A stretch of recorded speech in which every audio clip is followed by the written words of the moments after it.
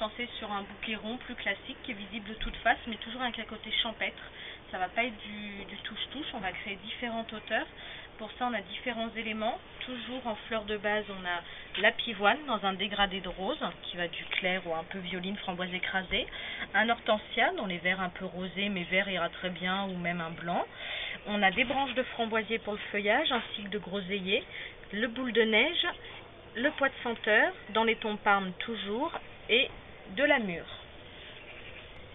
Donc pour le bouquet rond, on va commencer avec l'hortensia, le feuillage. Pour qu'il soit rond de tous les côtés, enfin que ça soit joli de tous les côtés, il suffit de tourner régulièrement son bouquet.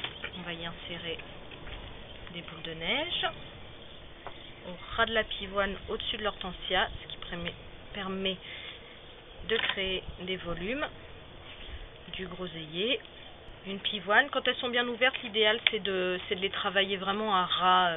On remet toujours un peu de framboisier. On va mettre des pois de senteur pour jouer sur la légèreté et la hauteur. On reprend du pois de senteur pour en mettre derrière la pivoine violine. Là, à nouveau, boule de neige.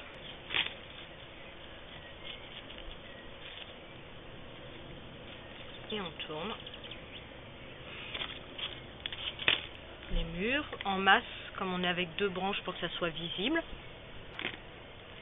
À nouveau une pivoine, une boule de neige, à nouveau la branche de groseillier placée un peu en extérieur, ça apporte ce côté un peu jardin champêtre. La dernière pivoine, comme on est dans des roses un peu soutenus, on essaye de la placer vers l'éclair.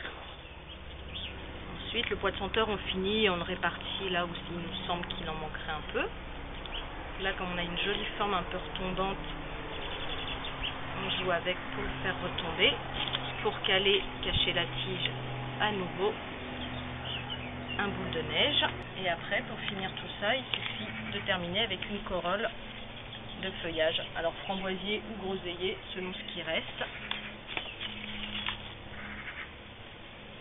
On tourne. Et là, on voit qu'il y a un trou, donc on finit par le framboisier. Et on a réussi à donner du volume et en même temps à créer des creux et des niveaux pour apporter ce côté jardin. Et on attache toujours avec le raffia et toujours plusieurs tiges pour éviter que le bouquet ne se délie.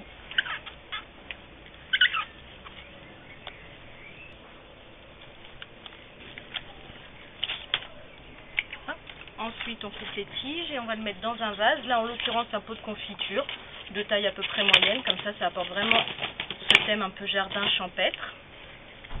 Surtout beaucoup d'eau. Alors on met et a priori c'est bon.